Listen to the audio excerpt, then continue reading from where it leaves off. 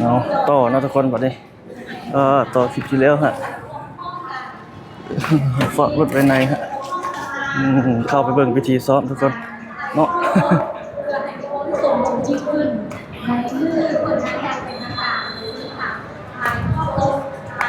โอ้นักน้องนักเรียนพระเจ้า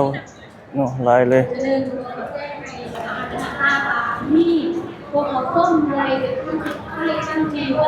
ซ้อมใหญ่จากนี้เด็กค่อยเกิดการอย่างแก่การเข้าสู่การนักโทนั้นแต่ที่เปิดมาจากการสร้างชีวิตติดต่อเข้ามาเบิ่งทุกคนมาเบิ่งวิธีการซ้อมใหญ่เนาะโอ้ยังลงมาได้เพิ่นยังซ้อมอยู่โดดจอม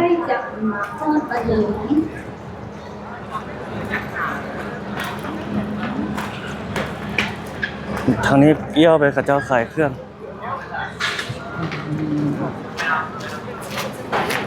บรรยากาศในตอนนี้บรรยากาศของตากลมคือก็อยู่ที่ขึ้นไปจ้ะตอนนี้4 โมงกว่าแล้วนี่เราขึ้นมาตะเพิ่งลงไปทางลุ่มประมาณนั้น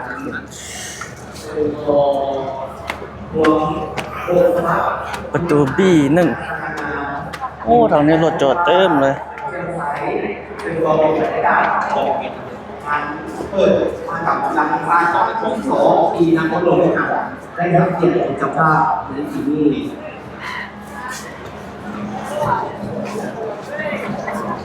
และสำหรับคุณที่มีการลงมาก็เป็นพ่อโคอาเฝ้าทรงใส่เขาจะไปนั่งอยู่ใส่บ่เนี่ยก็เป็นเมืองบางเวียงแขวงเวียงจันทร์ของพวกเขานี่เองลงมาเป็นที่เยี่ยมห้อยสำหรับคุณธนิตและคุณที่2แมนซิดเอกทัศดีดวงบุกผาทีมกำเนิดเมืองสุขุมมาแขวงจำปาสักและผู้ที่3ซิดเอกสอนไฟพุทธเจริญทีมกำเนิดเมืองท่าแขกแขวงขมวนและผู้ที่4ซิดเอกสมพงษ์หอมสมบัติทีมกำเนิดเมืองไซภูทองแขวงสมณเขต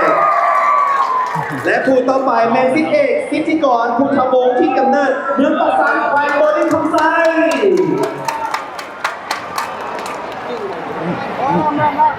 และตอนนี้ผู้ที่พบของพวกเขาเราควรจะนำเอาทุกท่านที่โบกบาดยางสง่างามภายใต้ท้องฟ้าอยู่ที่นครหลวงเวียงจันทร์ของพวกเราในมือนี้ซึ่งผู้ที่พบที่จะนำเอาทุกทางลงมาโบกสะบัดและก็จะลงมาสู่สนามกีฬาแห่งชาติหลัก16ในครั้งนี้กองแมนซิดเอกสุวรรณเล่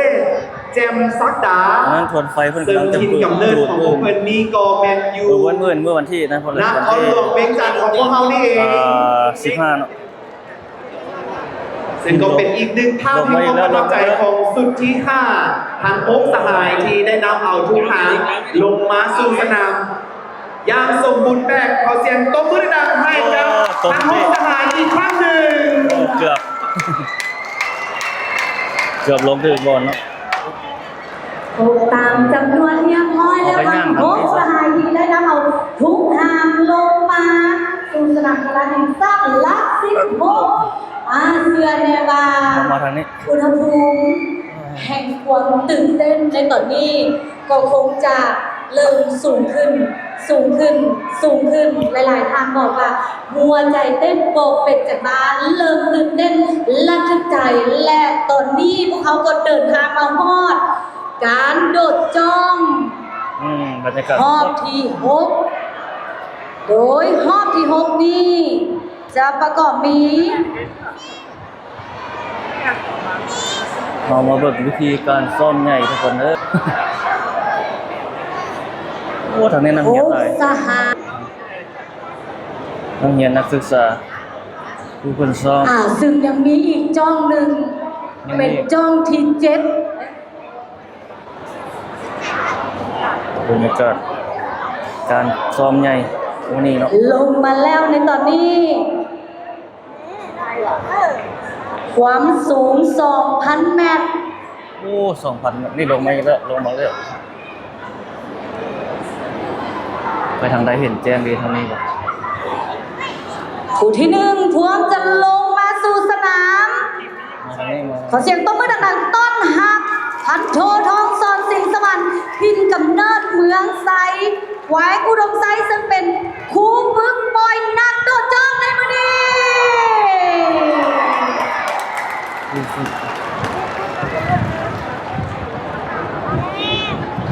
เฮ้ยยังมีลงไม้อยู่เลยลงมาพูด ผู้ที่สองกับคณะสุดท้าย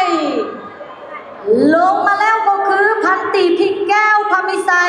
ถิ่นกำเนิด เมืองซ้ำเหนือแขวงหัวพัน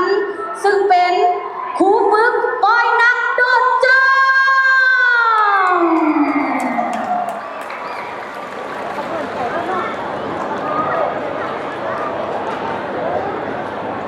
ยังลงไม้อีกเลย ผู้ที่สามพร้อมจะลงสู่พื้นพันตีนวลสีทินมิไซทินกำเนิด เมืองแปลกไวเสียงขวางสังกัดอยู่กองพันใหญ่703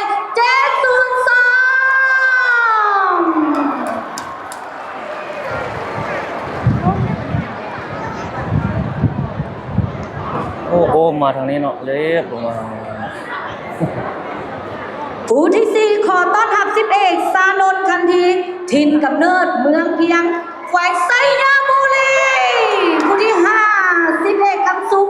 สุดาลาวันถิ่นกำเนิดเมืองคำแขวงเสียงขวาง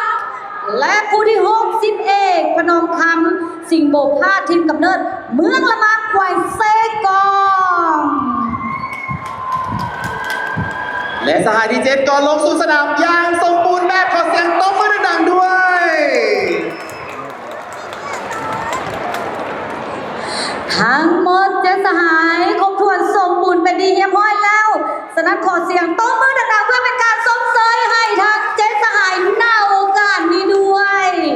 ประทับใจปลื้มปิติยินดีภูมิอกภูมิใจที่มื้อนี้พวกเขาได้เห็นการโดดจ้องของคณะนักโดดจ้องที่ประกอบมี6สุดด้วยกันมีทั้งท่านสุภาพบุรุษและสุภาพสตรีพิเศษก็มีบรรดาท่านครูฝึกที่ปล่อยนักโดดจ้องก็ได้โดดลงมาเป็นสุดสุดท้ายนำบรรดานักโดดจ้อง เจ้าเซนวาที่ผ่านไปนั้นก็เป็นการแสดงการโดดจ้องจากนักโดดจ้องที่มีความสำนิสำนานจากทีมโดดจ้องกองห้อย306กองพันใหญ่703กองประชาการทหารอากาศเนาะเพื่อที่จะได้มาร่วมกันเฉลิมฉลองกับพิธีเปิดงานมหกรรมกีฬาแห่งชาติครั้งที่12ที่นครหลวงเวียงจันทร์ได้รับเกียรติเป็นเจ้าภาพ และพวกเขายังมีอีกหนึ่งบรรยากาศก็คือ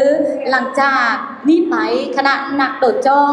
จะได้มาโค้งคำนับและเสนอตัวตื่มอีกต่อคณะประธานในตอนนี้เพื่อที่จะให้บรรดาท่านคณะประธานนั้นได้ลงมาแสดงความเข้าใจและสัมผัสมือทางครูฝึกและคณะทั้งหมดพร้อมด้วยคณะนักโดดจ้องที่ได้นำเอาความสวยสดงดงามความปลื้มปิติยินดีกับการโดดจ้องเฉลิมฉลองให้แก่การเป็นเจ้าภาพจัดงานมหกรรมกีฬาแห่งชาติครั้งที่12ของนครหลวงเวียงจันทร์ มันอยากไปมันไปนั่นไหม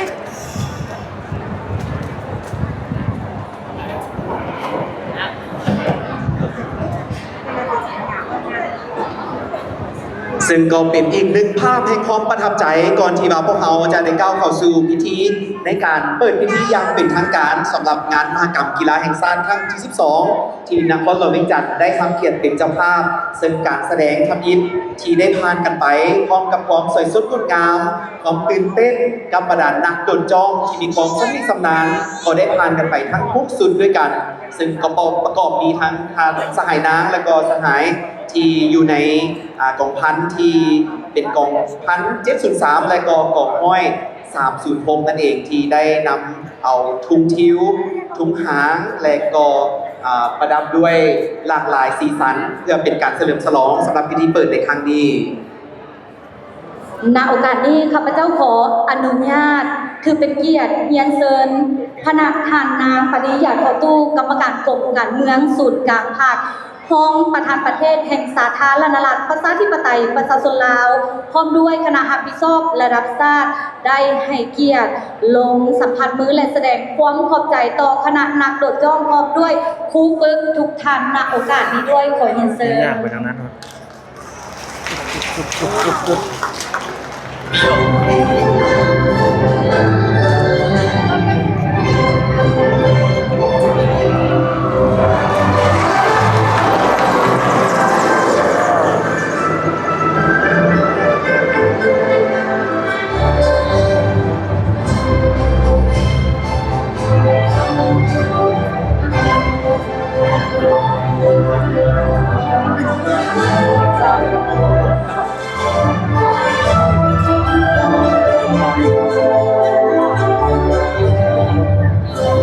หัวหน้าเราเนี่ย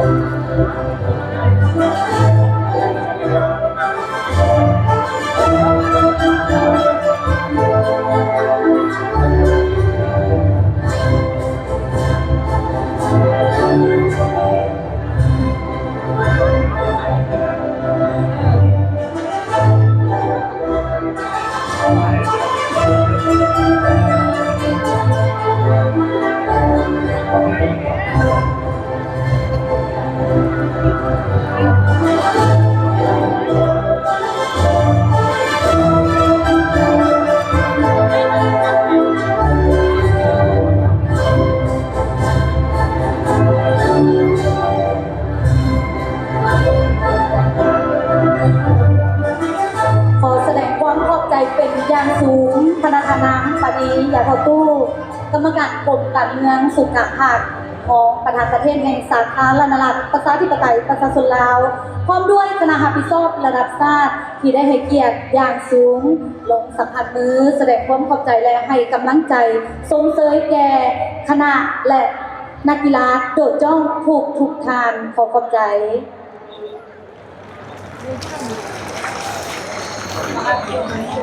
มาประตูนั้น ดีหนึ่งดูอาหาร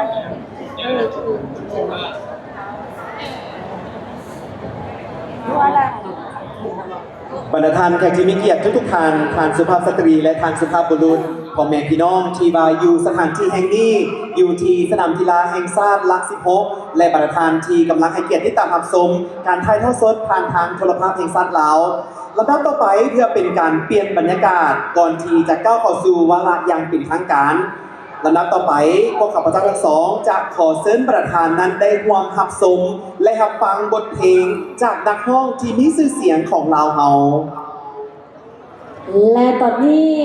ขอนำพาบรรดาท่านเข้าสู่บรรยากาศแห่งความสุขความเบิกบานมวลซื่นแห่งการเฉลิมฉลองและต้อนรับงานมหกรรมกีฬาแห่งชาติครั้งที่ 12 หรือนครหลวงเวียงจันทร์เกมรายการแสดงรายการที่ 1จะนำเสนอบรรดาท่านห้องหลวงหมู่ยิงสายมาในบทเพลงนครหลวงเวียงจันทร์เกมประพันธ์เพลงโดยบุญพบเพ็งสานุวงศ์และวิทยาลัยรัตนบริหารธุรกิจและบทเพลงเวียงจันทร์มากหัวใจประพันธ์เพลงโดยศิลปินแห่งชาติอาจารย์อุ่นธรรมบรรดาศักดิ์ห้องโดยนักห้องจากนครหลวงเวียงจันทร์จำนวน100ท่านขอเชิญบรรดาท่านรับชมได้ณบัดนี้ โอ้100ท่าน100คนไปว่าเข้าทางนั้นได้เนาะเข้าทางนี้เลย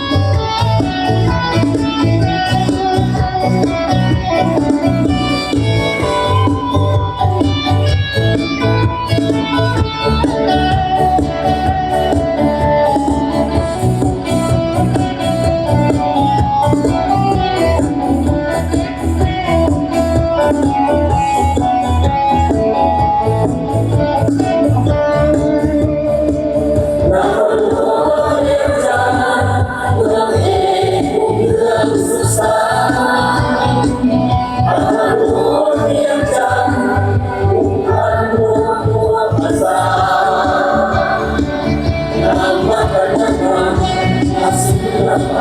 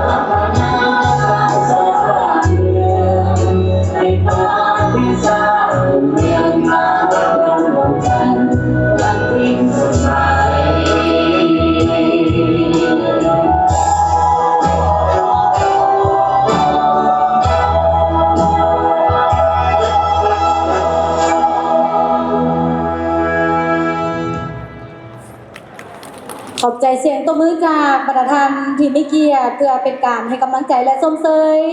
คณะนักแสดงทั้งหมด โอ้สองด้าน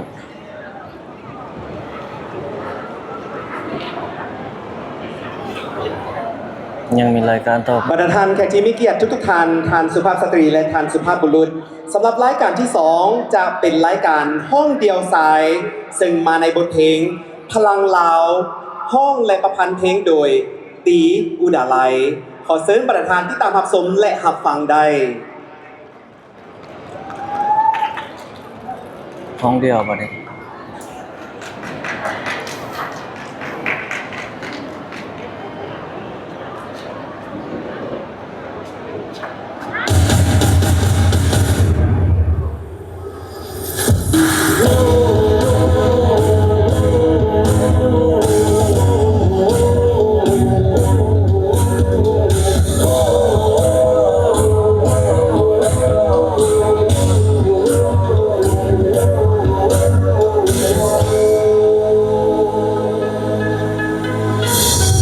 ใจเหลือเกิดเป็นเล่าใจเข้มแข็งและหาญห้าวถึงจะใหญ่บ่เท่าเขาแต่พลังในใจมีล้นเหลือต่อให้พบสิ่งซื่อจะลงตายมือใจเข้มแข็งนี่มือเฟือบ่มือใจไว้ให้อ่อนแอพลังยังมีอยู่ที่ใจแม้จุดมุ่งหมายยังอีกไกลจะบ่ท้อใจให้ความพ่ายแพ้นั้นคงอยู่พลังเขานั้นยังคงมีขอเพียงเขาสามัคคีกันไว้จุดหมายคงบ่ไกลเกินฝันขอ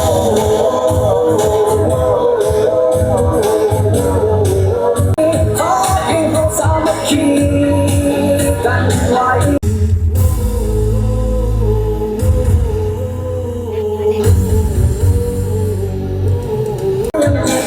จะบ่ท้อใจ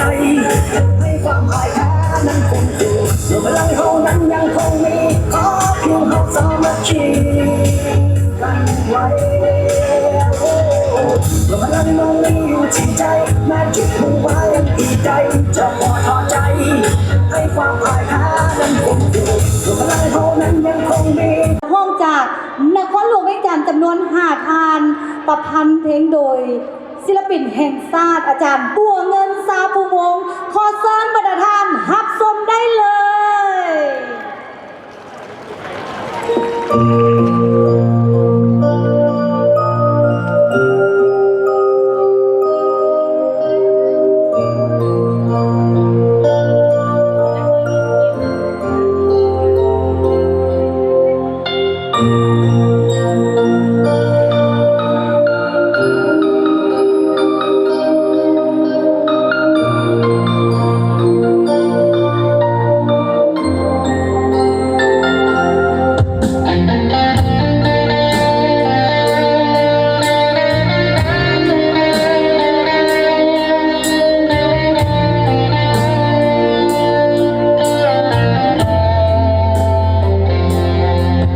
มีบางครั้งก็ต้องหลั่งน้ำเหงื่อ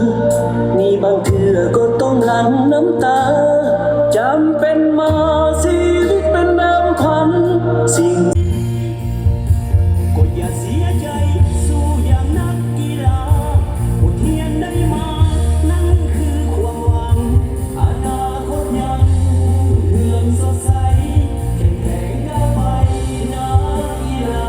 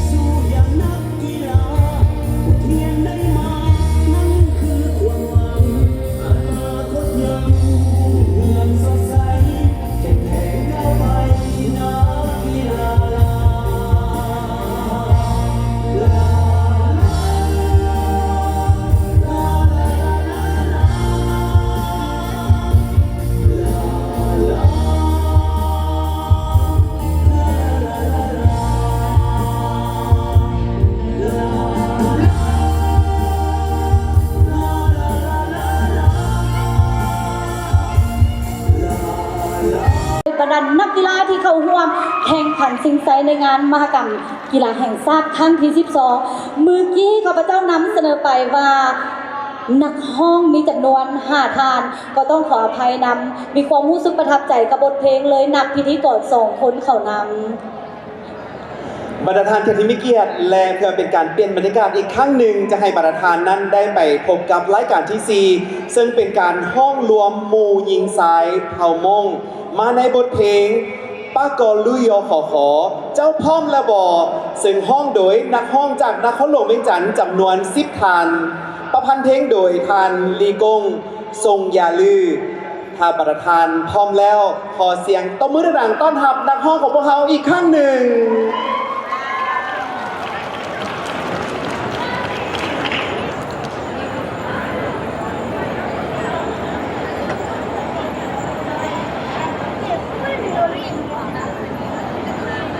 เพลงมงเราปะเนี่ย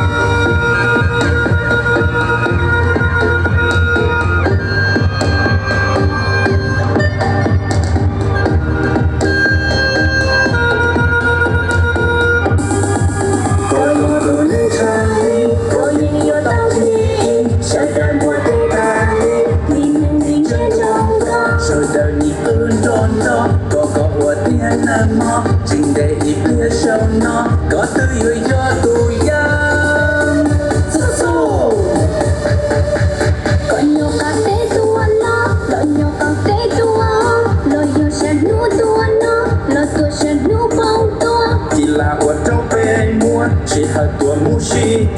ก็คิดแต่มืออยู่ว่าตัวงอเก็บคงยืดแจงยอสู้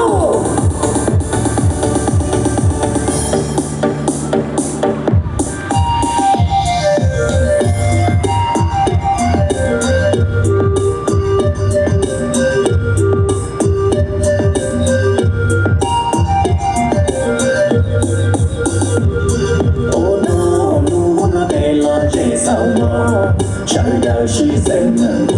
那迷途我的面色哦那路的太老这么远这里热天可里中晒得让我心无意识无意识嗖嗖嗖嗖嗖嗖晒得嗖嗖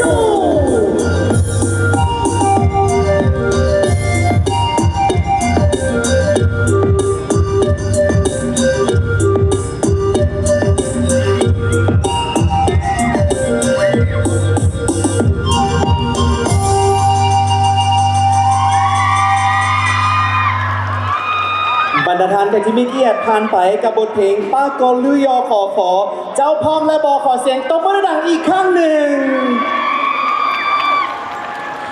อีกหนึ่งรายการแสดงที่น่าประทับใจลำดับต่อไปจะให้บรรดาท่านได้เบิกบานมวลซืนกับรายการที่ 5 ห้องเดียวยิงเพลงเวียงจันทร์เมืองงามโดยโรจนาอนุรักษ์ประพันธ์เพลงโดยอาจารย์ปอตรีจันทร์ขอเชิญบรรดาท่านเปิดบานมวลซืนได้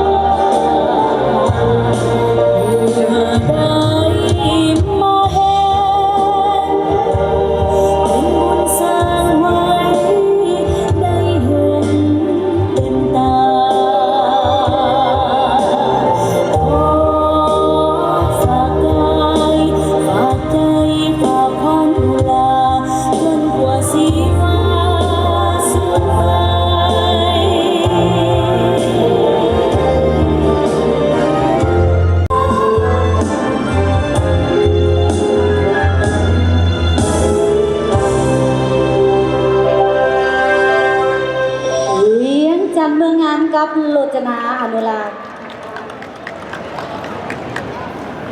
บรรดาท่านแขกที่มีเกียรติและรายการต่อไปก็จะเป็นการห้องหมู่หญิงสายซึ่งจะมาในบทเพลงค่อยหักประเทศลาวห้องโดยนักห้องจากนครหลวงเวียงจันทร์จำนวน5 ทานประพันธ์โดยตีอุดาไลขอเชิญทานเบิกบานมนต์ซืนได้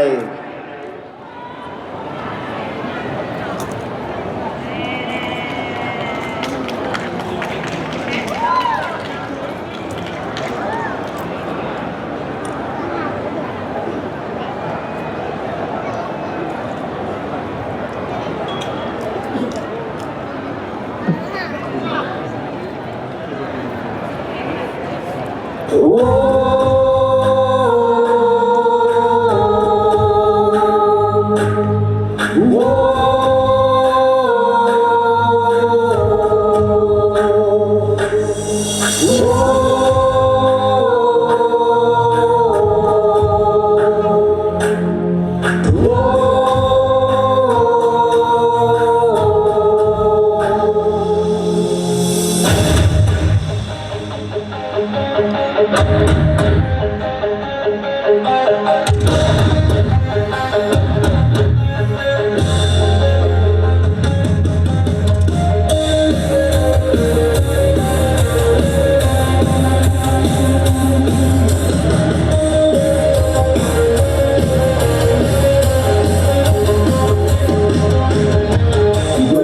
ศรัทธากับผมกล้าในใจกล้าคิดและกล้าทำกล้าที่จะก้าวไปกล้าในสิ่งที่ดีต้องแสดงออกมามีสมองสองมือมันจะสร้างทั่วไปมีทุกอย่างเหมือนกันมันขึ้นอยู่ที่ใจให้โอกาสต่อกันคิดถึงฝันเป็นใหญ่พลังใจจะพาเราไปสู่จุดหมาย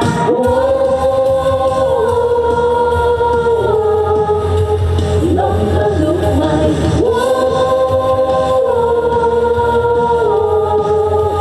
ฝันยังยาวไป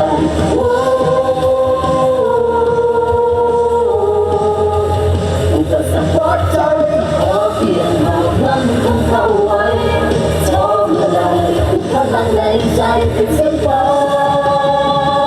ว่าประเทศเรา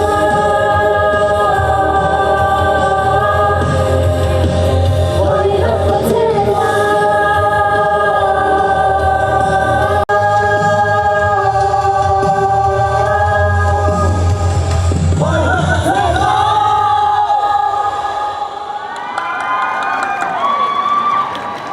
คอยห่างประเทศลาวจากกลุ่มศิลปินจากนครหลวงเวียงจันทร์ของพวกเขาขอเสียงตบมือดังๆเป็นกำลังใจให้พวกเขาอีกครั้งหนึ่ง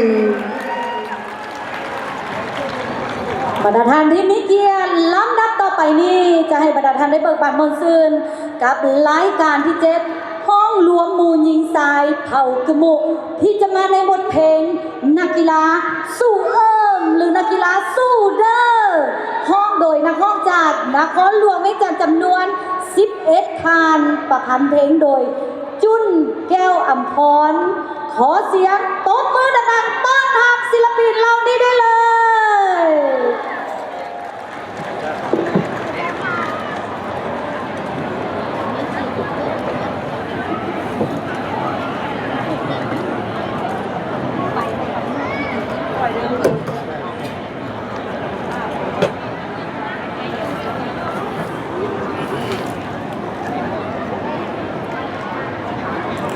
เบิ่งบรรยากาศสดๆไปทุกคนเลย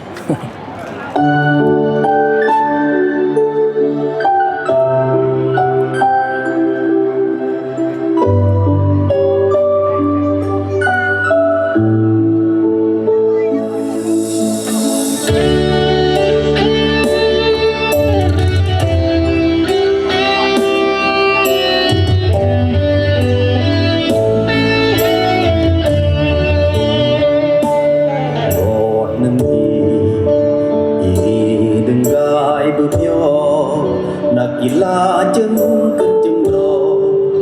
บึกยอดักรวมสนามดีกายแข็งขันอยากราดเดือดทันอันเลื่อนยอมหวัง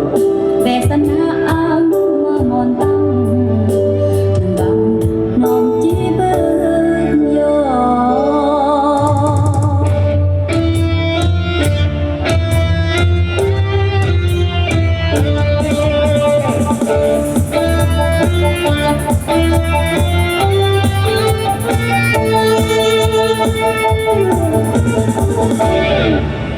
ลาลา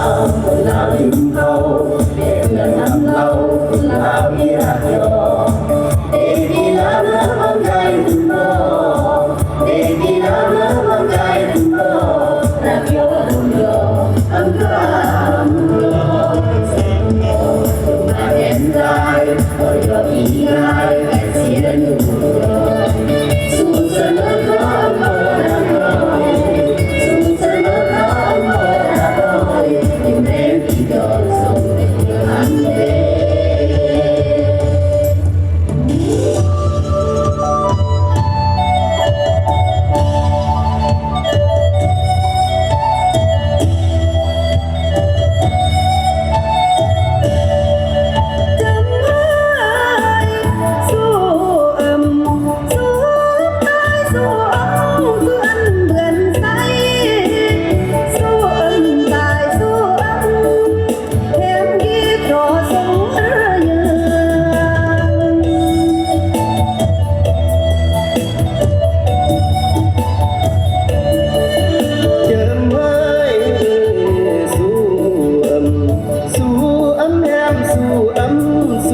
เดือนใส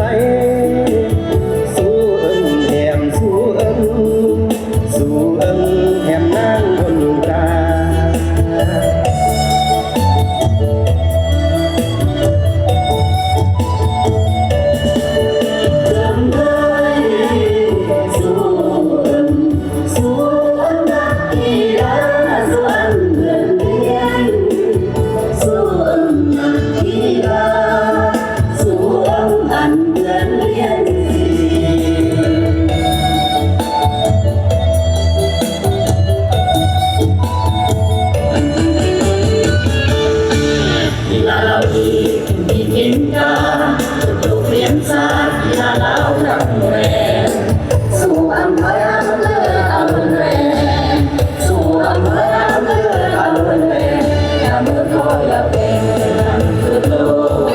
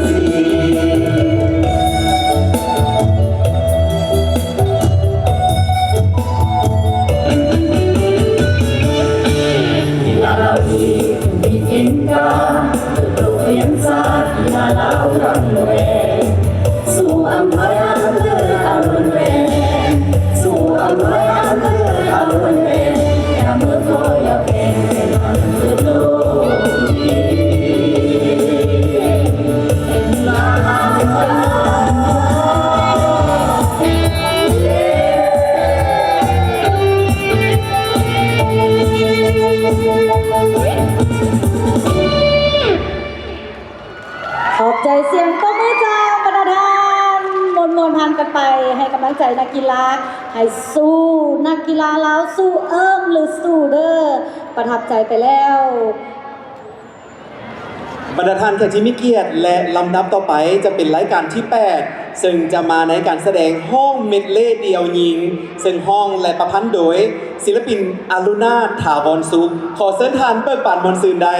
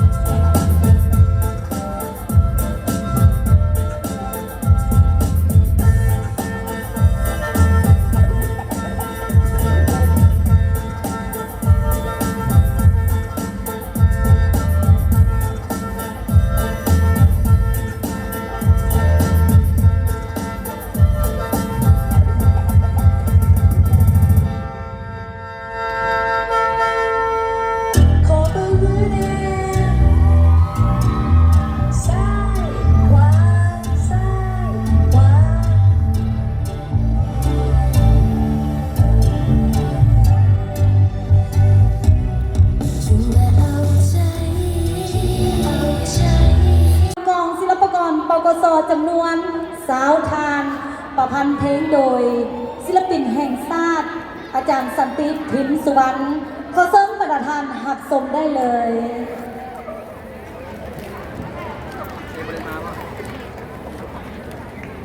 เพลงตำรวจประชาชน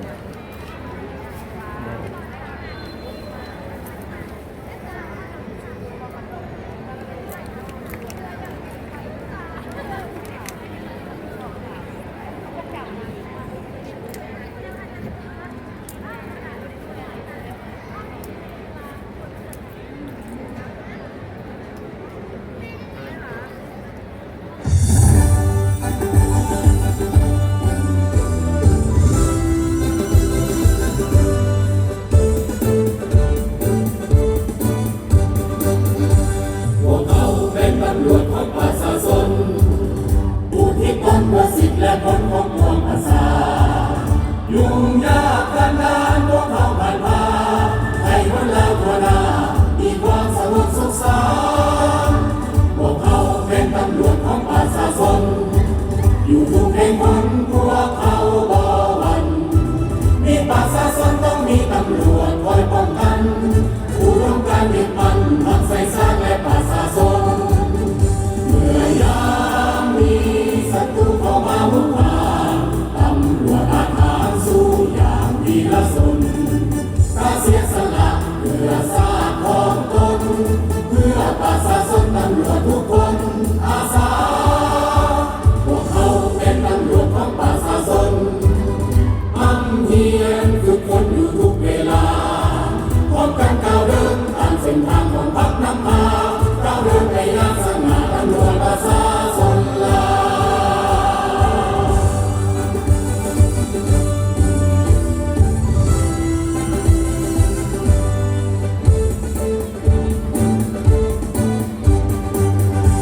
พวกเขาเป็นตำรวจของประชาชนเพื่อสิทธิและผลของปวงประชายุ่งยากกันดานพวกเขาผ่านมาให้คนลาวทั่วหน้ามีความสงบสุขสันต์พวกเขาเป็นตำรวจของประชาชน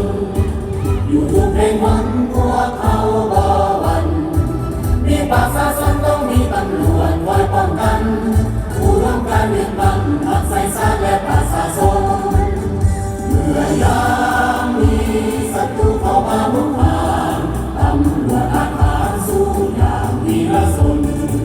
กล้าเสียสละเพื่อชาติของตนเพื่อประชาชนตำรวจทุกคนอาสา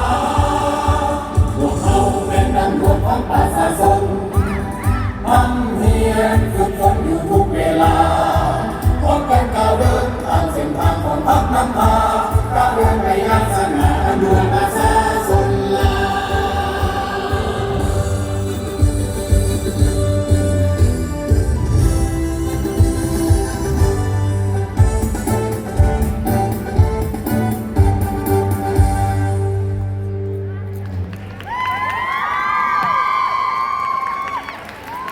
ขอบใจกองศิลปากรปกสตบมือดังๆให้กับทางสาวทานหนึ่งอีกครั้งหนึ่ง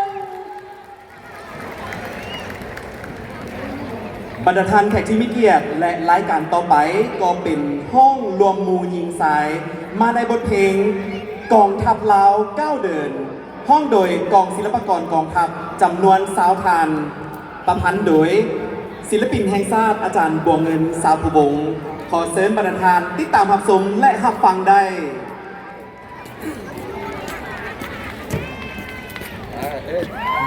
นี่นะช่างใจ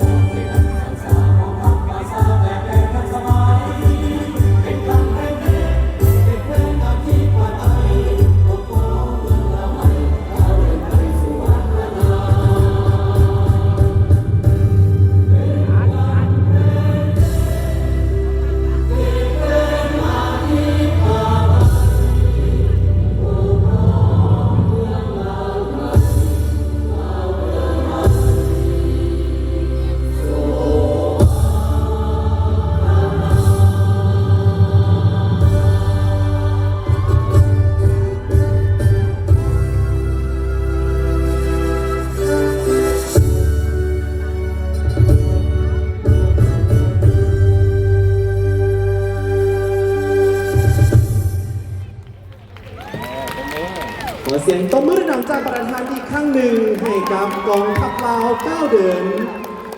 เป็นบทเพลงที่มีความหมาย และมีความสำคัญที่ได้ประกอบส่วนสำหรับการแสดงร้องเพลงรวมหมู่ยิงทรายในครั้งนี้กับงานมหกรรมกีฬาแห่งชาติครั้งที่ 12 ประธานแขกผู้มีเกียรติและนั่นก็เป็นการแสดงรับฟังและรับชมบทเพลงหลากหลายจังหวะหลากหลายเสียงเพลงจากนักร้องที่มีชื่อเสียงของลาวเฮากับบรรยากาศของการแสดงคอนเสิร์ตเพื่อเป็นการต้อนรับพิธีที่จะเริ่มขึ้นอย่างเป็นทางการกับงานมหกรรมกีฬาแห่งชาติครั้งที่ 12 ที่นครหลวงเวียงจันทร์ของพวกเราได้รับเกียรติเป็นเจ้าภาพอยู่นครหลวงเวียงจันทร์แห่งนี้ปี 2025 บรรดาท่านที่มิเกียรติเสื้อวานรายการแสดงทั้งหมดที่พวกเขา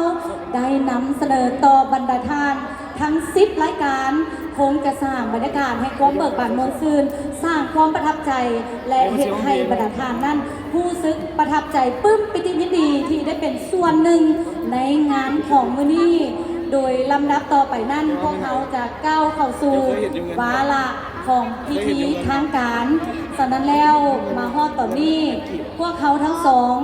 อินปันบริหารพร้อมด้วยข้าพเจ้าอาโนมาลัทธิดาขอมอบหน้าที่พิธีกรดำเนินรายการต่อไปให้แด่สุนิตาพิมพ์สอนและทัศพรเลิศถาวรณโอกาสนี้ขอขอบใจ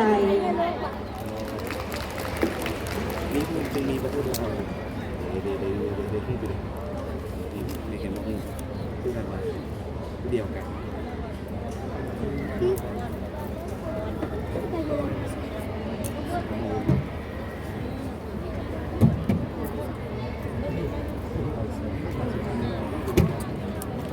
ป้าก็ตายตัว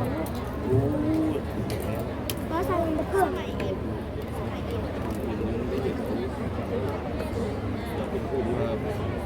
มีภาษาสีทองคือที่ว่าสู้มากได้เราสู้เก่งสำคัญเนี่ยอเมริกาใช่ไหมปีเอาลาเลย เอาละเป็นคำนี้จากพวกเจ้า สุดเลย ขับไปต่อ อเมริกาก็สู้อเมริกาครับคือก็ไหวลาวเก่ง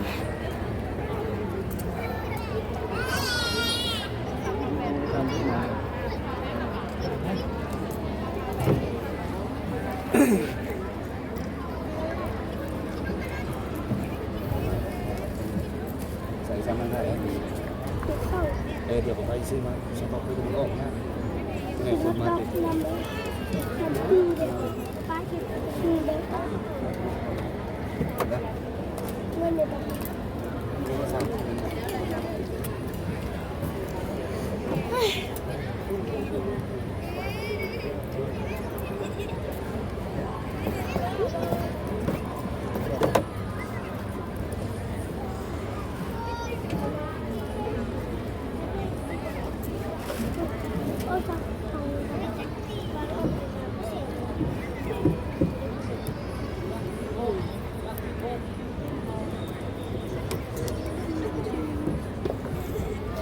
สบายดี ขอแสดงความยินดีต้อนรับประธานนางปานียาโทตู้กรรมการกรมการเมืองส่วนกลางพรรคของประธานประเทศแห่งสาธารณรัฐประชาธิปไตยประชาชนลาวอย่างสุดใจ ขอเฮียนประธานแขกที่มีเกียรติทานยิงในทานสายที่หักแพงทั้งหลาย ขอแสดงความยินดีต้อนรับประธานก้าวเข้าสู่งานมหกรรมกีฬาแห่งชาติครั้งที่ 12 ที่นครหลวงเวียงจันทร์ได้รับเกียรติเป็นเจ้าภาพอย่างเป็นทางการณบัดนี้ ขอเชิญทุกๆท่านร่วมกันนับถอยหลัง ตั้งแต่เก้าจนฮอดหนึ่งพร้อมๆกัน 9 8 7 6 5 4 3 2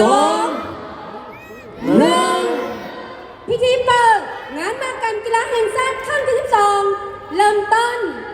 เริ่มต้น เริ่มต้น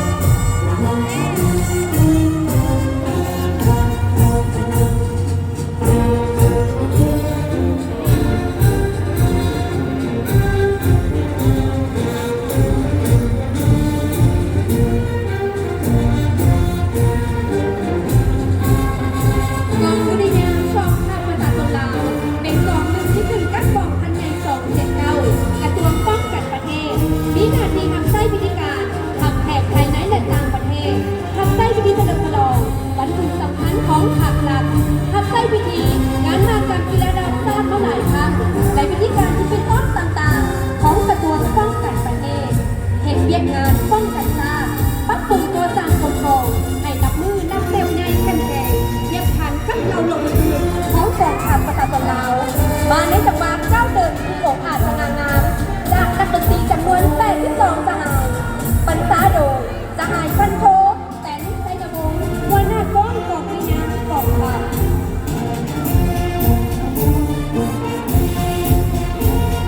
ขบวนป้ายคำขวัญงานมากรรมกีฬาแห่งชาติครั้งที่ 12เซิร์นพีเนอร์ในสมเสยงานมากรรมกีฬาแห่งชาติครั้งที่ 12จีนครหลวงเลี้ยงกันถือป้ายโดยน้องนักเรียนโรงเรียนมอ2เลี้ยงกันจำนวน5น้อง ขบวนเครื่องหมายสัญลักษณ์งานมหกรรมกีฬาแห่งชาติครั้งที่ 12ได้กำหนดเอาพระธาตุหลวงเวียงจันทร์เป็นสัญลักษณ์ของงานซึ่งพระธาตุหลวงเวียงจันทร์เป็นปูชนียสถานอันศักดิ์สิทธิ์และเป็นเอกลักษณ์คู่บ้านคู่เมืองของชาวนครหลวงเวียงจันทร์ของผู้ของคนเราและทั่วประเทศผสมผสานทั้งสายน้ำคองน้ำเงินและแม่น้ำน้อยหลายสายเป็นสายเลือดใหญ่มีรอยเลือดชีวิตของคนละตนระดับเราถือป้ายโดยน้องนักเรียนโรงเรียนมอโตเวียงจันทร์จำนวน4น้อง ก้อนทุ่งซากและทุ่งกีฬาขึ้นสู่ยอดเขาทรงแสดงให้เห็นพลังงานแห่งกล้าเข้มแข็งและโอกาสในความเป็นชาติลาววีรชน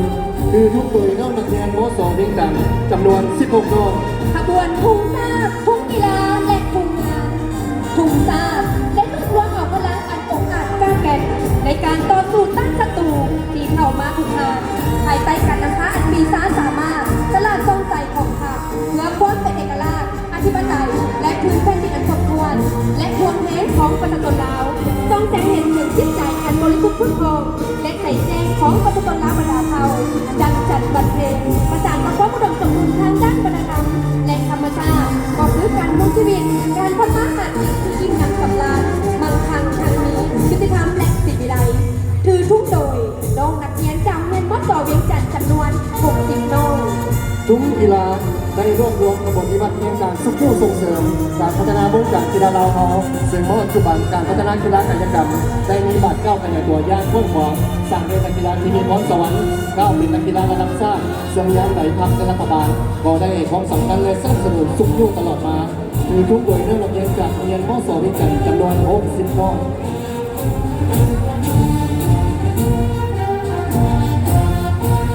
โรงงานมหกรรมกีฬาแห่งชาติครั้งที่2ได้รวมเอาความสมบูรณ์ภูมิทุกวัฒนธรรมที่หลายสีสันเป็นส่วนรวมที่ใจทั้งเป็นปูชนียสถานและเอกลักษณ์คู่บ้านคู่เมืองของชาวนครหลวงเวียงจันทร์ก็คือประชาชนลาวทั่วประเทศที่ประดับเล่ความเป็นลาวชาติลาวที่มีอารยธรรมแค่เดียวเข้มแข็งคือทุกโดยน้องนักเรียนจากเรียนมอต่อเวียงจันทร์60น้อง ก้อนกำลังของกรรมการตัดสินแบ่งภาคส่วนที่สำคัญเห็นหน้าที่ควบคุมการแข่งขันให้เป็นตามกฎระเบียบกติกาที่สถานกีฬาทุกประเภทและสากลได้กำหนดไว้ให้มีความยุติธรรม ยินดีต้อนรับคณะนำครูฝึกและนักกีฬาจากกระทรวงป้องกันประเทศนำโดยอ่านพลโทแก้วสว่างสติทองหัวหน้าการทหารกองกีฬาถือทุกโดยพันตรีนักทั้งลาชนวงศ์นักกีฬานิ้วปืนเจ้าของปีเกียรติคำงานมหกรรมกีฬาแห่งชาติครั้งที่11ที่แขวงเชียงขวางกระทรวงป้องกันประเทศส่งคณะนำครูฝึกและนักกีฬาเข่าห่วง419พัน23พันครั้งนี้ได้เข่าห่วงแข่งขันทั้ง2ประเภทกีฬา ยินดีต้อนรับคณะนำครูฝึกและนักกีฬากระทรวงป้องกันความสงบนำโดยท่านพันเอกเพื่อนคำแสนดาราขอหัวหน้ากรมใหญ่การเมืองป้องกันความสงบขอหัวหน้าคณะผู้ชมที่ดำรงกีฬากระทรวงป้องกันความสงบคือทุกโดยราศีนุ่มสุวรรณดีนักกีฬานาโต้เจ้าของสร้างเหรียญทำงานมากรรมกีฬาชาติครั้งที่11จีแขวงเสียงขวางกระทรวงป้องกันความสงบทรงคณะนำครูฝึกและนักกีฬาเข่ารวม233 ทานยิง50 ทานครั้งนี้ได้เข้ารวมแข่งขัน15ประเภทกีฬา ยินดีต้อนรับคณะนำครูฝึกและนักกีฬากระทรวงอุตสาหกรรมและการค้านำโดยท่านนางมาริวัลย์คงแสงสว่างพร้อมหัวหน้าองค์การกระทรวงอุตสาหกรรมและการค้าคือทุกโดยเท่าแบ็กกี้คงพักดีนักกีฬาซ้อมเทนนิสเจ้าของ1เหรียญคำประเภทคู่ชาย1เหรียญเงินประเภทชายเดียวรายการชิงแชมป์ประเทศไทยปี2023 1เหรียญคำประเภทชายคู่รายการหัวเสือโอเปิ้ลปี2003และ1เหรียญทองประเภทคู่ผสมรายการชิงแชมป์ประเทศไทยปี2004กระทรวงอุตสาหกรรมและการค้าส่งคณะนำครูฝึกและนักกีฬาเข่าห่วง53 ทาง24 ทางเข่าห่วงแข่งขัน5ประเภทกีฬา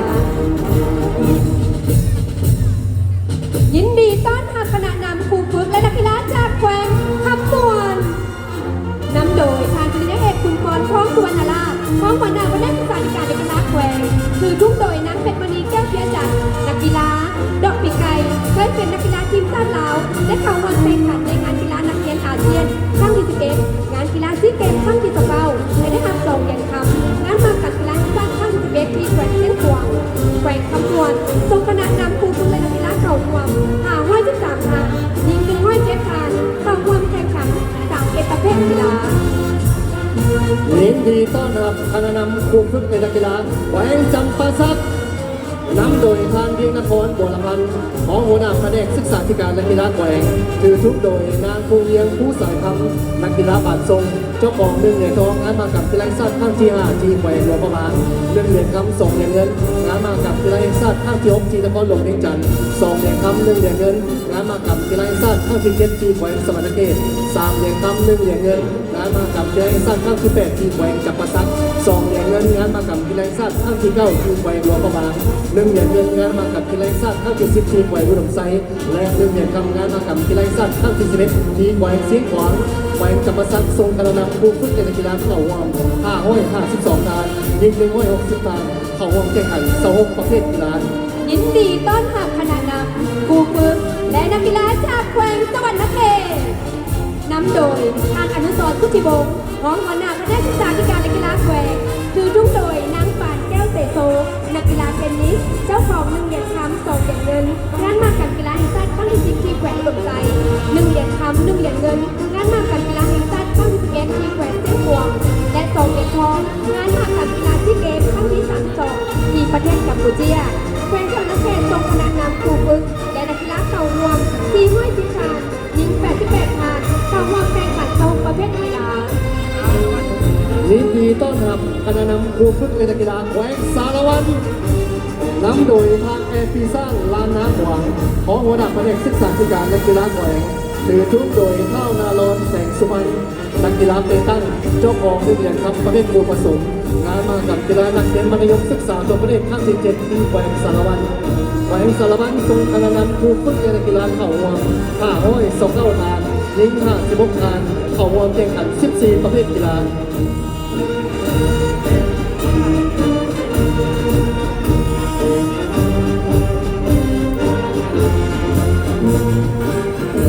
ยินดีต้อนรับคณะนำครูฝึกและนักกีฬาจากแขวงแซ่กองนำโดยการมาไลเพจม่านมณีวงศ์ของหัวหน้าแผนกศึกษาธิการและกีฬาแขวงถือทุ่งโดยข้าวครูเวียงแก้วดวงศรีนักกีฬาหมักแร่เจ้าของ1 เหรียญทองงานมากับกีฬาแห่งชาติข้างที่10ที่แขวงอุดมไซและ1 เหรียญคำ1 เหรียญเงินงานมากับกีฬาแห่งชาติข้างที่11ที่แขวงเชียงขวางแขวงแซ่กองส่งคณะนำครูฝึกและนักกีฬาเข่ารวม182 งานยิง31 ทานส่งเข้ารวมแข่งขัน10 ประเภทกีฬา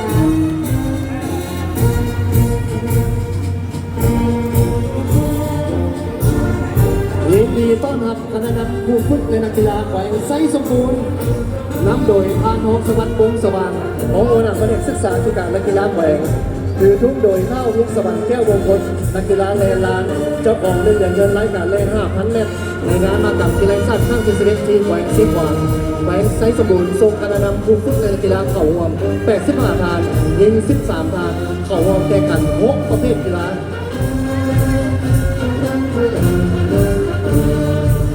ยินดีต้อนรับ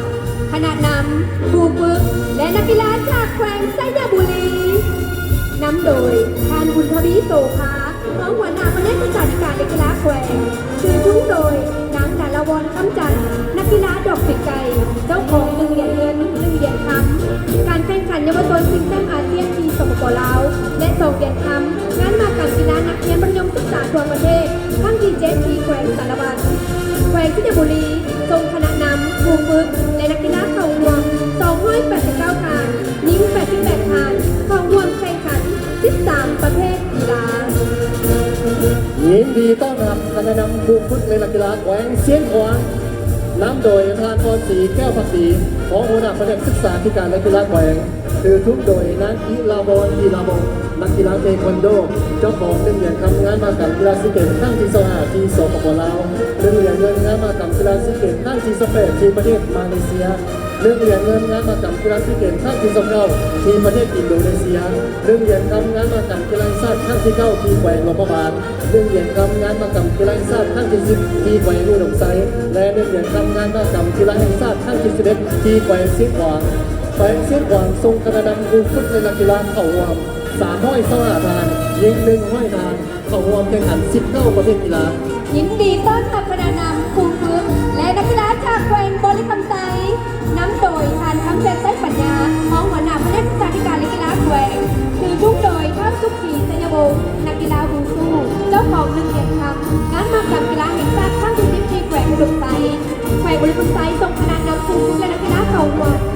175 ทานหญิง 48 ทานเข้าร่วมแข่งขัน16ประเภทกีฬา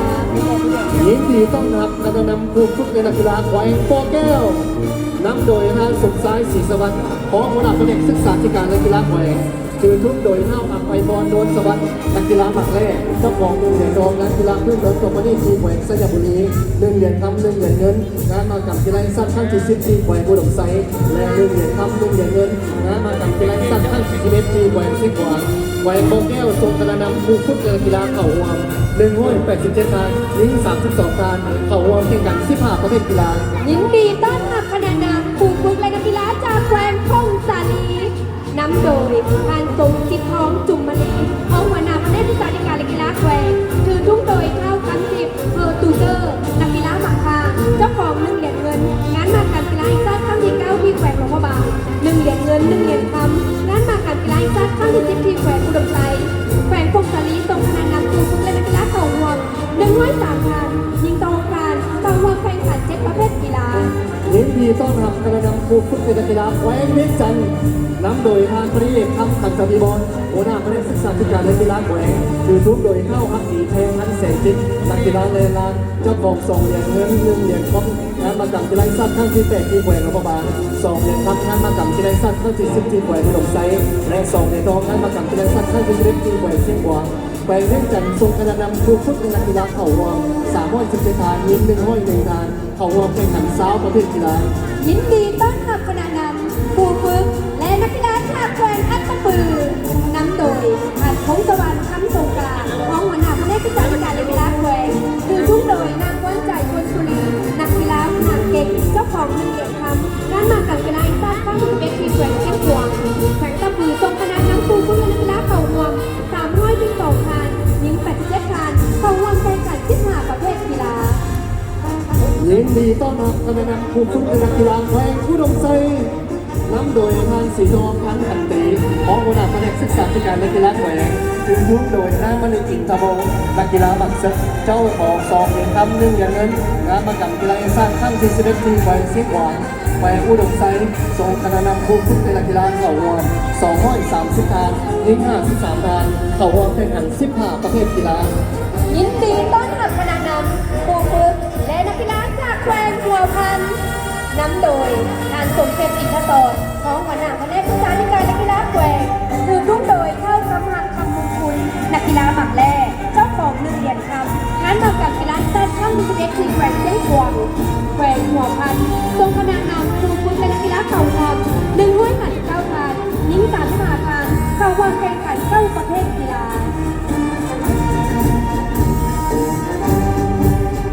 ยินดีต้อนรับคณะนำผู้ฝึกนักกีฬาแขวงรวมน้ำตา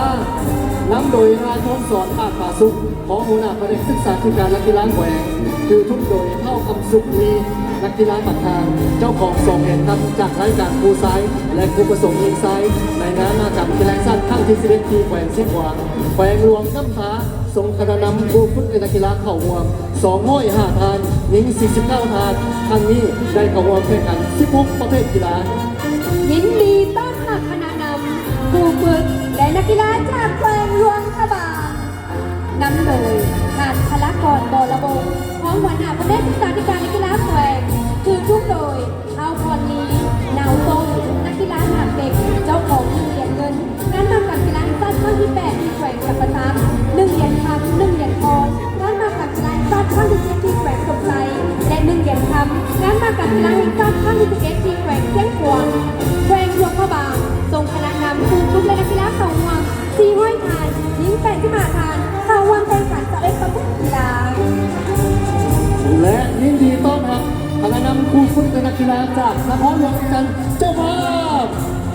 นำโดยท่านสมรีหลวงพระจันทร์ของหัวหน้าแผนกศึกษาธิการและกีฬานครหลวงจันทร์ถือทุนโดยนางมัดทินมะนาวนักกีฬาในลานเจ้าของ1 เหรียญทำ1 เหรียญทองงานมากับกีฬาสั้นครั้งที่9ที่แขวงหลวงพระบาง2 เหรียญทำงานมากับกีฬาสั้นครั้งที่10ที่แขวงอุดมไซและ2 เหรียญทำงานมากับกีฬาสั้นครั้งที่11ที่แขวงสิงห์หวางนครหลวงจันทร์ส่งคณะนำผู้ฝึกนักกีฬาเข่าห่วง785 ทานหญิง299 ทานเข่าห่วงแข่งขัน33ประเภทกีฬา พิเศษในงานมหกรรมกีฬาแห่งชาติครั้งที่ 12 นี้ได้กำหนดเอานกยุงเป็นสัตว์นำโซ่ที่แสดงถึงความมีน้ำใจนักกีฬาความเป็นเลิศความสามัคคีความหวังความภาคภูมิใจทางด้านวัฒนธรรมประเพณีอันดีงามและจิตวิญญาณในการแข่งขันของประเทศลาวของพื้นนครหลวงจันทร์ในการเป็นเจ้าภาพจัดงานมหกรรมกีฬาแห่งชาติครั้งที่ 12 ปี 2025 ยินดีต้อนรับก้อนกำลังเยาวชนทันวาเยาวชนแม้องค์การจัดตั้งมาส่วนหนึ่งเป็นตัวแทนปกป้องสิทธิและผลประโยชน์อันชอบธรรมของเยาวชนซึ่งเยาวชนแม่นโน่ในของประเทศชาติเป็นผู้สืบทอดภารกิจของภาครัฐบาลได้ถือเป็นมูลนิธิในการก่อสร้างพดุงบำรุงและศึกษาพร้อมกำลังเยาวชนร่างกายเป็นคนคุณใหม่เป็นวัยหนุ่มที่เข้าหันเพื่อชาติเพื่อประชาชนประกอบมีจำนวนคนทั้งหมด70 นอ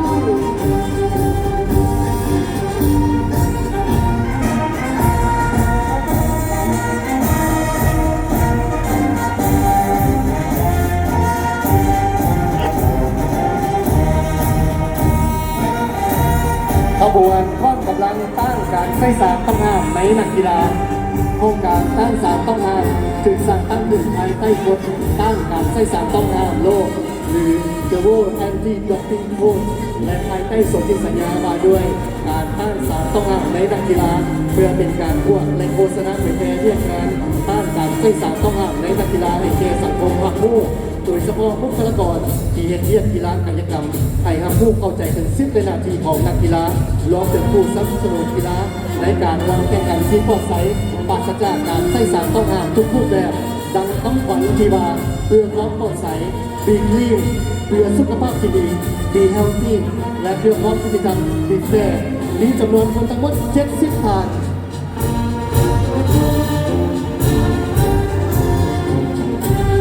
ยินดีต้อนรับข้าวกะทิและนางน้ำหวานตุ๊กตาปลอดคนอย่าสูบด้วยงานมหกรรมกีฬาครั้งนี้เป็นงานมหกรรมกีฬาปลอดคนอย่าสูบขอให้ห้องมายังทานผู้ชมและแขกผู้มีเกียรติทุกท่านจงพร้อมกัน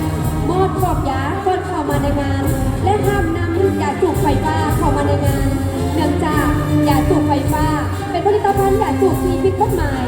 ประธานจัดงานมหกรรมกีฬาแห่งชาติครั้งที่ 2ที่นครหลวงเวียงจันทร์ที่กำหนดให้งานดังกล่าวติดพันกับงานมหกรรมกีฬาปลอดคนยาสูบขอเชิญชวนคณะทานมีส่วนร่วมในการเป็นเจ้าภาพงานแข่งขันกีฬาในครั้งนี้ขอให้เป็นไปด้วยบรรยากาศที่เป็นมิตรภาพสุขภาพความสามัคคีและปราศจากควันยาสูบมีจำนวนคนทั้งหมด70 ท่านจากกรมอนามัยกระทรวงสาธารณสุข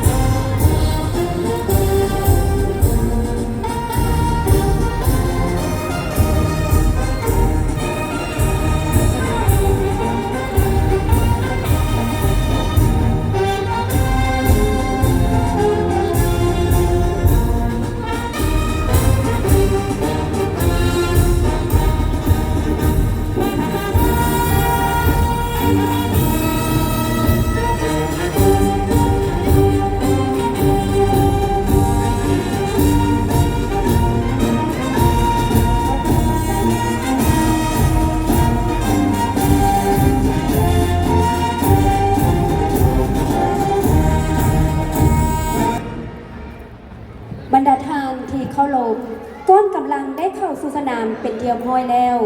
ขอมอบหน้าที่คณะจัดตั้งพิธีให้แก่ท่านศิริราชพงศิลป์ทองเพ็งห้องเจ้าของนครหลวงเวียงจันทร์สืบต่อดำเนิน ขอเรียนเชิญ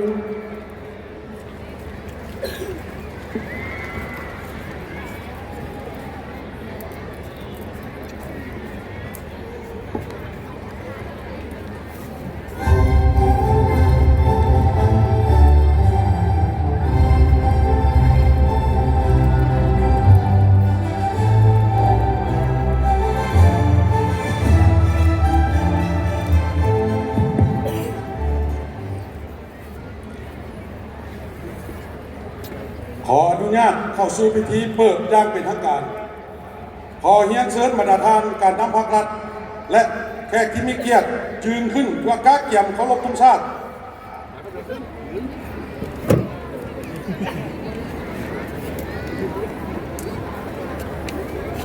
จำลองไปยืน เคารพธง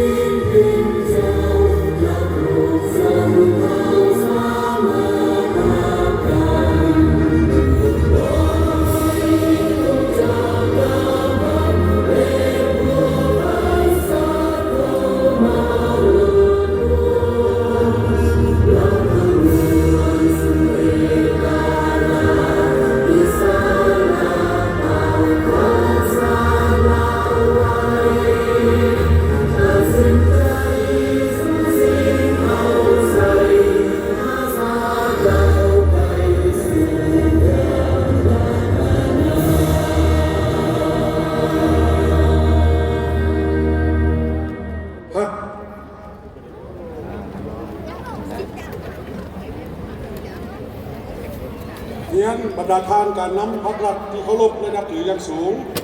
บรรดาท่านการนำขั้นสูงกลางนครหลวงเวียงจันทร์และบรรดาแขวงที่นับถืออย่างสูงบรรดา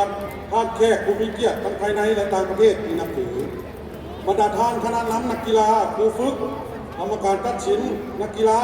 พ่อแม่พี่น้องชาวนครหลวงเวียงจันทร์และทั่วประเทศที่นับถือข้าพเจ้าศิริราชทงสินทองเพ็งของเจ้าของนครหลวงเวียงจันทร์ผู้ซึ่งเป็นเกียรติอย่างยิ่งที่ได้รับมอบหมายให้เป็นคณะจัดตั้งพิธีทางการในงานเปิดมหกรรมกีฬาแห่งชาติครั้งที่ 12 ชุดที่มีความหมายความสำคัญในครั้งนี้นครหลวงเวียงจันทร์ได้รับเกียรติเป็นเจ้าภาพจัดงานมหกรรมกีฬาแห่งชาติครั้งที่ 12 ซึ่งจัดขึ้นภายใต้บรรยากาศที่ทั่วภาคทั่วรัฐทั่วกำลังประกอบอาวุธและปวงชนลาวทั้งชาติก็รวม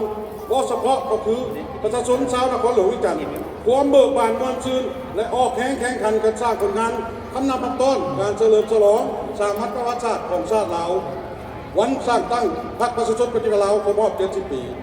วันสถาปนาสาธารณรัฐประชาธิปไตยประชาชนลาวครบรอบ50 ปีวันคล้ายวันเกิดประธานไก่สอดพบวิหารครบรอบ105 ปีพร้อมนี้ก็เป็นการเฉลิมฉลองนครหลวงเวียงจันทร์ครบรอบ465 ปีและเป็นการชมเชยผลสำเร็จของกองประชุมใหญ่องค์คณะพรรคแขวงนครหลวงและบรรดากระทรวงองค์การเทียบเท่าทั้งเป็นการสร้างกระบวนการทำนำพันต้อนกองประชุมใหญ่ครั้งที่ 12 ของพรรคประชาชนปฏิวัติลาวอย่างเป็นกระบวนการฟื้นการเข้าร่วมพิธีเปิดงานมหกรรมกีฬาแห่งชาติที่มีความหมายความสำคัญในครั้งนี้ข้าพเจ้าขออนุญาตเสนอประธานของรุ่นศรีสุริตเลขาธิการใหญ่คณะบริหารศูนย์กลางพรรคประชาชนปฏิวัติลาวประธานประเทศแห่งสาธารณรัฐประชาธิปไตยประชาชนลาวได้ให้เกียรติกับความขอแสดงความต้อนรับและชมเชยอย่างสุดอกสุดใจ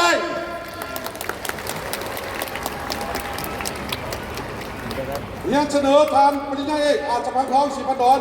เจ้าของนครหลวงเวียงจันทร์ประธานจัดงานมหกรรมกีฬาแห่งชาติครั้งที่ 12 ก็ให้เกียรติกับความขอแสดงความต้อนรับและชมเชยอย่างสุดใจยังเสนอทานห้องศาสตราจารย์ปริญญาเอกของสลิดมังนอมเมฆรัฐมนตรีกระทรวงศึกษาธิการและกีฬาประธานห่วมจัดงานมหกรรมกีฬาแห่งชาติครั้งที่ 12 ก็ให้เกียรติกับความขอแสดงความต้อนรับชมเชยอย่างสุดใจยังเสนอบรรดาท่านการนำบรรดากระทรวงองค์การเทียบเท่าบรรดาท่านการนำของแขงหัวหน้าคณะนำนักกีฬาอดีตการนำขั้นสูงกลางอดีตการนำของนครหลวงจันทร์ประธานของประธานคณะกรรมการโอลิมปิกแห่งชาติลาวประธานคณะกรรมการพาราลิมปิกแห่งชาติลาวอดีตการนำพรรครัฐบรรดาท่านแขกที่มีเกียรติภายในและต่างประเทศผู้ฝึกนักกีฬาและมวลชนชาวนครหลวงจันทร์ก็ได้เข้าร่วมขอชมเชย ต่อไปข้าพเจ้าขอถือเป็นเกียรติอย่างสูงยังเชิญทานปริญญาเอกอาจพันทองสิปัดดอนเจ้าของนครหลวงจันทร์ประธานจัดงานมหกรรมกีฬาแห่งชาติครั้งที่ 12 ให้เกียรติขึ้นรายงานการเตรียมความพร้อมในการจัดงานในครั้งนี้ขอเรียนเชิญ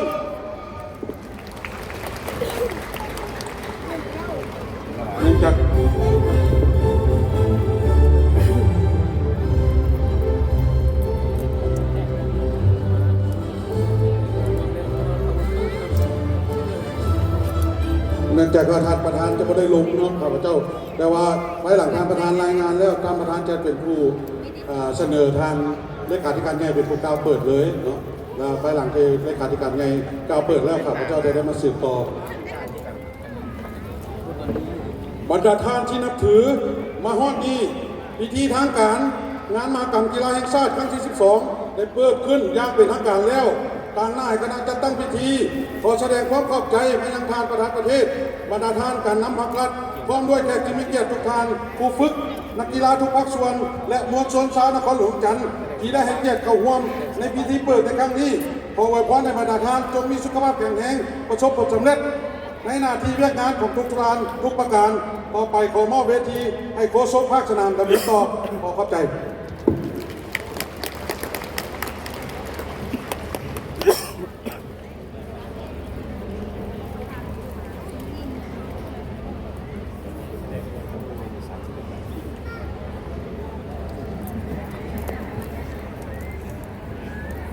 แจ้งไปแล้ว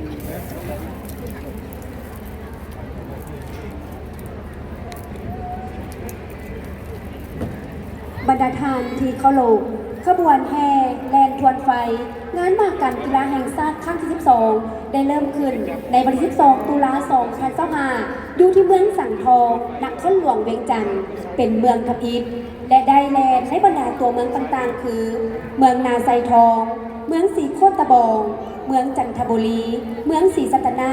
เมืองหาดไซฟองเมืองปากเงิมเมืองไซธานีตามลำดับซึ่งพิธีขอไฟศักดิ์สิทธิ์แม้ได้จัดขึ้นในตอนเช้าของวันที่14 พฤศจิกายน 2025อยู่ที่พระธาตุหลวงเวียงจันทร์มิงขวัญของชาติลาวเฮาโดยการเข้าร่วมของการนำนครหลวงเวียงจันทร์บรรดาแขวงในขอบเขตตัวประเทศและมวลชนชาวนครหลวงเวียงจันทร์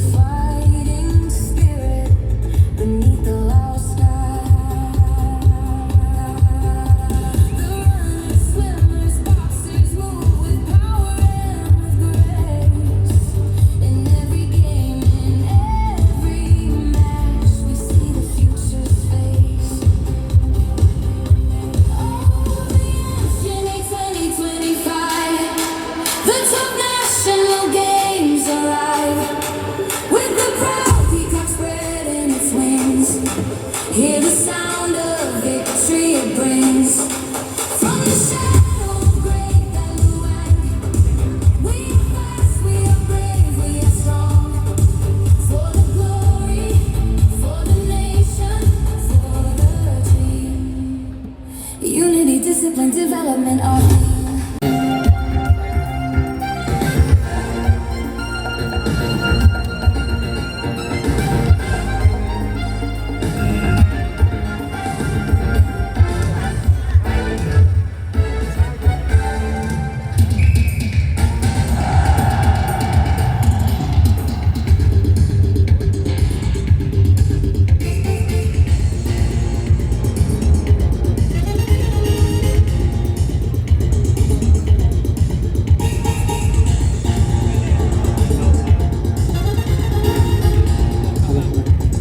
พิธีแรงทวนไฟชุดที่1ภาคอินทพงศ์ศรีหาวงศ์นักกีฬาลอยน้ำเจ้าของ2เหรียญเงินงานมากรรมกีฬาสัตว์ข้างที่8ที่แขวงจำปาสัก2เหรียญคำ1เหรียญเงินงานมากรรมกีฬาสัตว์ข้างที่9ที่แขวงหลวงพระบาง3เหรียญคำ1เหรียญเงินงานมากรรมกีฬาสัตว์ข้างที่10ที่แขวงอุดมไซและ2เหรียญคำ2เหรียญเงินงานมากรรมกีฬาสัตว์ข้างที่11ที่แขวงเสียงหวางนางบุษดีวงศ์ดารานักกีฬาเลนลานเจ้าของ1เหรียญเงินงานมากรรมกีฬาสัตว์ข้างที่8ที่แขวงจำปาสัก1เหรียญคำ3เหรียญเงินงานมากรรมกีฬาสัตว์ข้างที่9ที่แขวงหลวงพระบาง4เหรียญคำงานมากรรมกีฬาสัตว์ข้างที่10ที่แขวงอุดมไซและ2เหรียญคำงานมากรรมกีฬาสัตว์ข้างที่11ที่แขวงเสียงหวางเท่ากับว่านักกีฬาบักคางเจ้าของ1เหรียญทองงานมากรรมกีฬานักเรียนมัธยมศึกษาทั่วประเทศข้างที่3ที่แขวงหลวงพระบาง2เหรียญคำ1เหรียญเงินงานนักกีฬาพื้นเมืองที่แขวงอุดมไซ1เหรียญคำงานมากรรมกีฬาสัตว์ข้างที่9ที่แขวงหลวงพระบาง1เหรียญทองงานมากรรมกีฬาสัตว์ข้างที่10ที่แขวงอุดมไซและ1เหรียญคำ1เหรียญทองงานมากรรมกีฬาสัตว์ข้างที่11ที่แขวงเสียงหวาง จุดที่2ท้าวถาวรต้นอาสานักกีฬารถทีมเจ้าของ2เหรียญคำ1เหรียญทองงานมากรรมกีฬาแห่งชาติข้างที่11ที่แขวงเชียงกวางนางสุขสวรรค์มณีวันนักกีฬาแลนลานเจ้าของ1เหรียญคำ1เหรียญเงินงานมากรรมกีฬาแห่งชาติข้างที่9ที่แขวงหลวงพระบาง1เหรียญคำ1เหรียญทองงานมากรรมกีฬาแห่งชาติข้างที่10ที่แขวงอุดมไซและ2เหรียญคำงานมากรรมกีฬาแห่งชาติข้างที่11ที่แขวงเชียงกวาง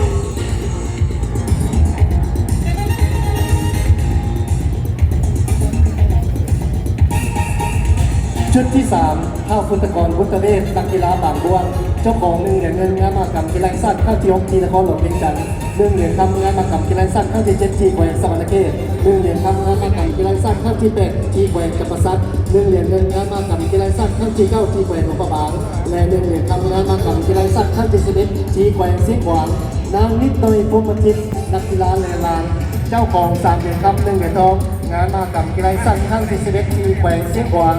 เท่านักตะกี้อินทรีสุพรรณนักกีฬาบักซึกเจ้าของ2เหรียญคำ1เหรียญเงินงานมหกรรมกีฬาสัตว์ข้างที่10ที่แขวงอุดมไซและ1เหรียญคำ1เหรียญทองงานมหกรรมกีฬาสัตว์ข้างที่11ที่แขวงเสียงหวาง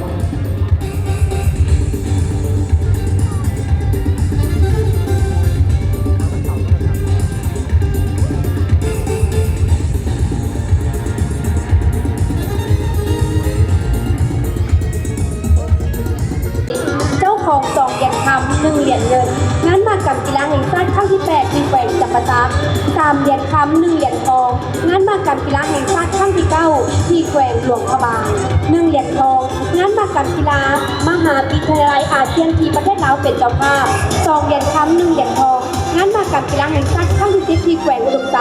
และ3เหรียญคำงานมากรรมกีฬาแห่งชาติข้างที่11ที่แขวงเชียงกวางนางมณีวันจันทวงศ์นักกีฬาแลนลานเจ้าของ3เหรียญคำ1เหรียญเงินงานมากรรมกีฬาแห่งชาติข้างที่9ที่แขวงหลวงพระบาง4เหรียญคำงานมากรรมกีฬาแห่งชาติข้างที่10ที่แขวงอุดมไซ1เหรียญเงินงานกีฬามหาวิทยาลัยอาเซียนข้างที่19ที่ประเทศเมียนมาและ3เหรียญคำ1เหรียญเงินงานมากรรมกีฬาแห่งชาติข้างที่11ที่แขวงเชียงขวางนางกันตนาไสยราชนักกีฬายิงปืนเจ้าของ4เหรียญคำงานมากรรมกีฬาแห่งชาติข้างที่11ที่แขวงเชียงขวาง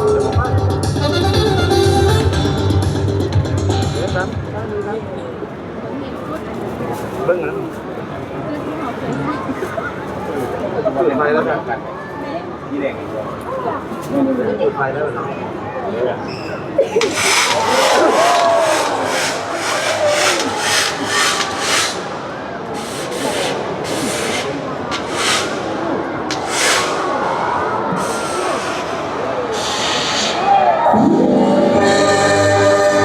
แต่ไฟของงานมากรรมกีฬาสัตว์ข้างที่12ที่นครหลวงเวียงจันทร์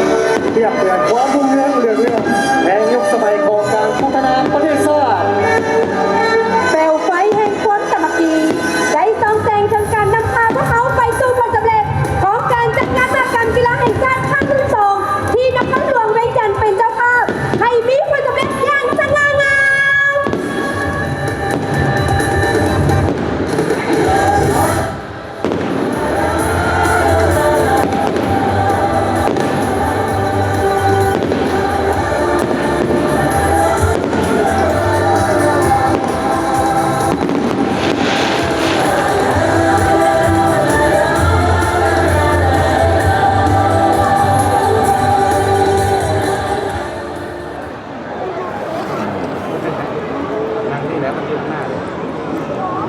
ประธานแขกที่มีเกียรติต่อไปนี้แมนพิธีปฏิญาณตน ขอเสริญต่างหน้ากรรมการตัดสินและนักกีฬาขึ้นกล่าวคำปฏิญาณ ขอเสริญทานวันไซอุดมพลกรรมการตัดสินมวยปัญจศิลัตต่างหน้าคณะกรรมการตัดสินขึ้นกล่าวคำปฏิญาณ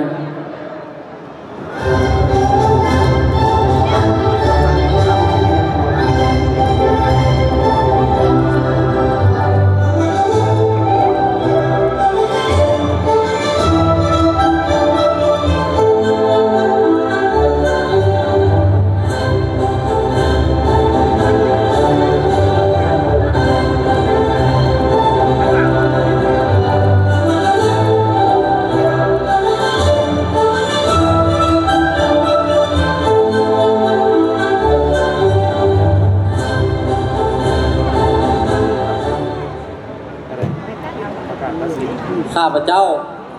ต่างหน้าผู้ตัดสิน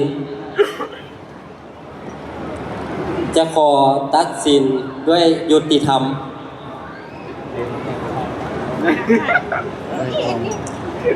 ข้าพเจ้านางพรณภาซานิเกียรติต่างหน้านักกีฬาทั้งหมดขอปฏิญาณว่าจะเข้าร่วมการแข่งขันด้วยน้ำใจนักกีฬามีระเบียบวินัยและปฏิบัติกฎระเบียบกติกาของการแข่งขันกีฬาแห่งชาติครั้งที่ 12 ให้มีความสามัคคีในหมู่คณะนักกีฬาด้วยกันขอขอบใจ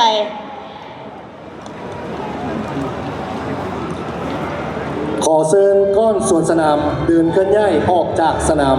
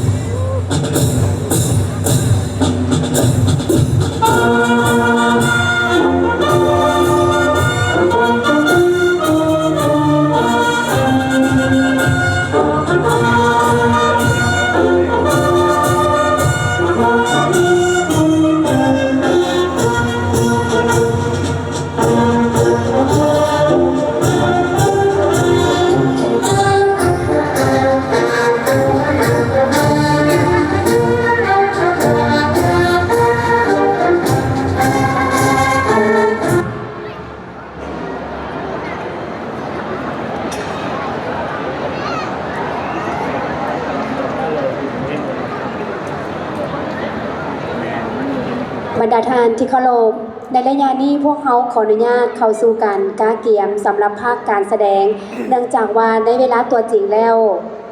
ก็เป็นประมาณเวลา 18 โมงสำหรับการแสดงของพวกเขาเพื่อเป็นการทดลองไฟแสงสีเสียงใส่ในมื้องานตัวจริงฉะนั้นพวกเขาจะได้รอถ่าเวลาอีกประมาณ 10 นาที เพื่อให้ทีมไฟแสงสีเสียงนั้นได้เบิง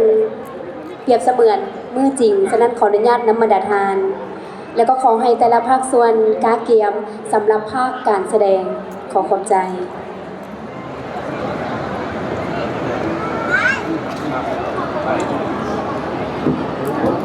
สมัครออนไลน์